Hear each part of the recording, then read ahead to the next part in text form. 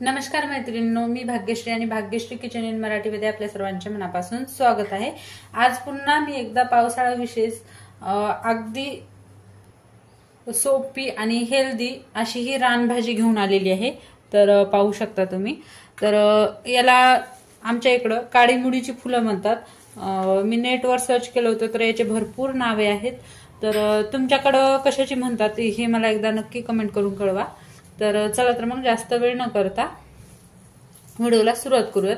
तर ही फुलं फक्त आषाढ महिन्यामध्येच मिळतात। जर तुमच्याकडे कुठे मिळाली शेतामध्ये वगैरे तर नक्की ही भाजी बनवून बघा, खूपच पौष्टिक असते आणि खायला पण चव खूप भन्नाट लागते। तर सर्वात अगोदर आपण काय करू, हे फुलं साफ करून घेऊयात। तर याला एक एक फूल न साफ करता आपल्याला असं स्पंज वेगळा करायचा आहे, याची पाने वेगळी करायची आहेत। तर हे गुच्छामध्येच आपल्याला फुलं तोडून घ्यायची आहेत आणि एका चाळणीवर या अगोदर मी याची पूर्ण फुलं तोडून घेतले होते, त्याच्यामुळे जास्त कचरा वगैरे नाही।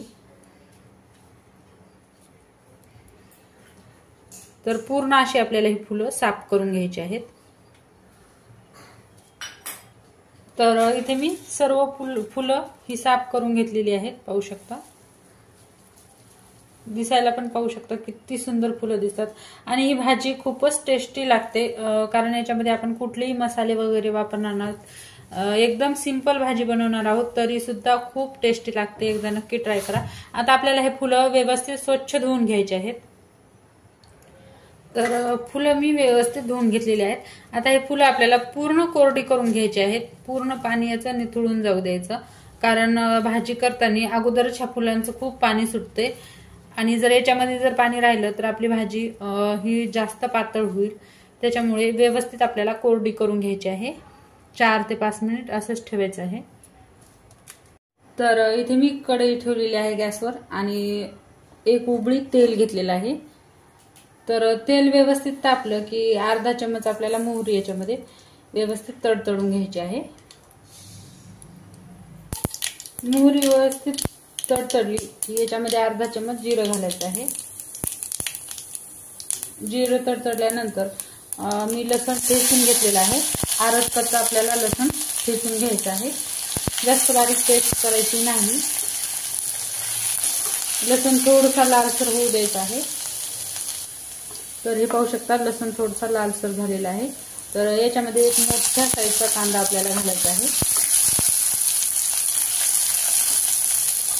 तर कांदा मी बारीक कट करून घेतलेला आहे आणि व्यवस्थित मिक्स करायचा आहे। कांदा सुद्धा आपल्याला एकदम लालसर असा भाजून घ्यायचा आहे।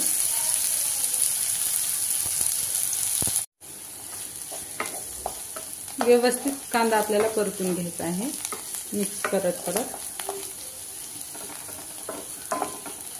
जर ही भाजी तव्यावर किंवा लोखंडी कढईमध्ये जर बनवली तर आणखीन या भाजीची टेस्ट वाढते।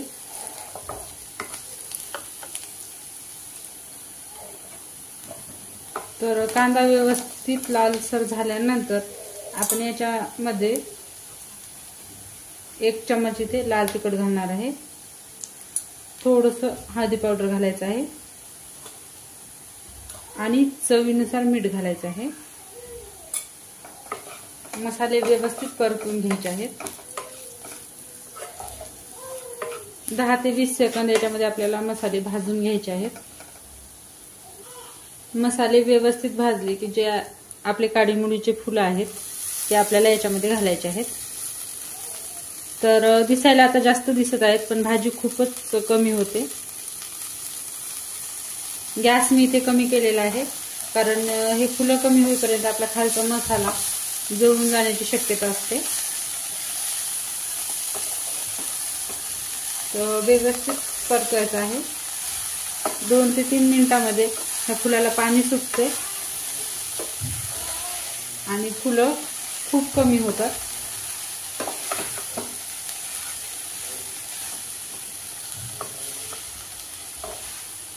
तर एकदा व्यवस्थित मी मिक्स करून घेते। तर हे पाहू शकता 1-1.5 मिनिटातच फुलं अगदी कमी झालेली आहेत। आणि सहजपणे मिक्स होत आहे, पाहू शकता. तर किती जास्त फुलं होते आणि याची खूप कमी भाजी होते, पण खायला तितकीच भन्नाट लागते. तर आता आणखीन आपण 2 ते 3 मिनिट याला शिजवून घेऊयात. तर झाकण ठेवून मीडियम गॅसवर आपल्याला 2 ते 3 मिनिट शिजवून घ्यायचं आहे. आणि याच्यामध्ये मी चम्मच असाच ठेवलेला आहे. थोडंसं इकडे सान राहू द्यायची, एक्स्ट्राचं पाणी वाफेने निघून जाते. तर 2 ते 3 मिनिट असं शिजवून घेऊ. तर 3 मिनिटांनंतर पाहूयात. हे पाहू शकता, जवळजवळ आपली भाजी शिजलेली आहे.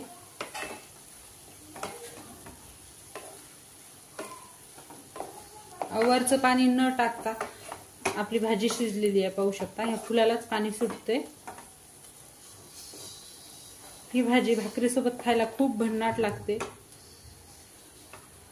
तर आणखीन 1-2 मिनिट आपण याला शिजवून घेऊयात. तर ही पाहू शकता फ्रेंड्स, आपली भाजी शिजलेली आहे. तर भाकरीसोबत खायला तर खूपच यम्मी लागते. ह्या भाजीसोबत भाकरी बनवायच्या. तर दिसायला पण पाहू शकता किती यम्मी दिसत आहे. कुठलाही मसाला न वापरता आपण ही भाजी बनवलेली आहे. खूप खायला तर खूप टेस्टी झालेली आहे. एकदा नक्की ट्राय करा. आणि तुम्हाला कोणती रानभाजी आवडते हे मला नक्की कमेंट करून कळवा.